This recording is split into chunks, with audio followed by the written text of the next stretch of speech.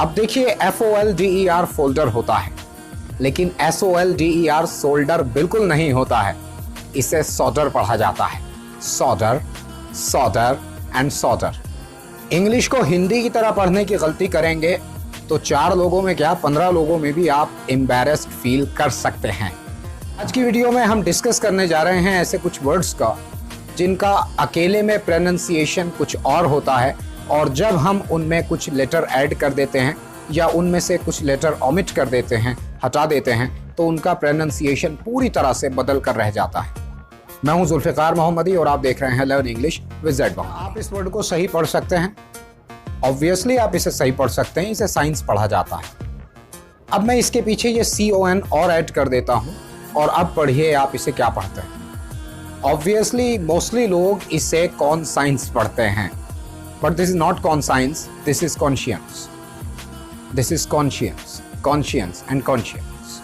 जैसे ये word mostly लोग इसे इंडिक्ट पढ़ते हैं, लेकिन ये इंडाइट पढ़ा जाता है। इंडाइट, इंडाइट एंड इंडाइट। अगर इसके आगे आप कुछ और जोड़ देते हैं तो ये इंडिक्टिबिलिटी हो जाता है, ये इंडिक्टिबल हो जाता है।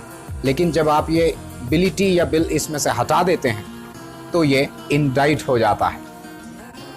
ठीक इसी तरह INSPIRE इंस्पायर होता है, लेकिन जब आप इसमें ATION ऐड कर देते हैं तब ये इंस्पायरेशन नहीं पढ़ा जाता है, तब ये इंस्पिरेशन पढ़ा जाता है। Inspiration, inspiration and inspiration. इसी तरह से ये एस्पायर होता है, लेकिन जब आप इसमें ATION ऐड कर देते हैं तब ये एस्पिरेशन पढ़ा जाता है।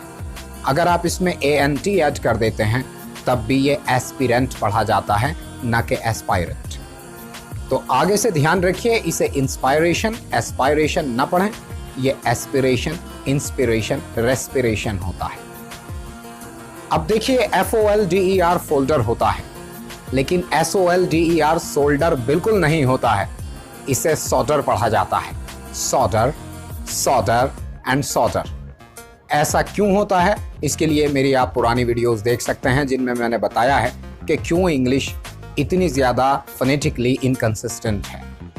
इसी तरह DESPITE ऑब्वियसली डेस्पाइट होता है, लेकिन RESPITE रेस्पाइट बिल्कुल नहीं होता है, इसे रेस्पिट पढ़ा जाता है। रेस्पिट, रेस्पिट एंड रेस्पिट। इसी तरह DROUGST ड्राउट होता है, लेकिन DRAUGST ड्राउट नहीं होता है, इसे पढ़ा जाता है draft, draft, draft. And finally talk about the simple word, this is ZOO, this is जू। ये मैंने पिछली वीडियो में भी आपको बताया था।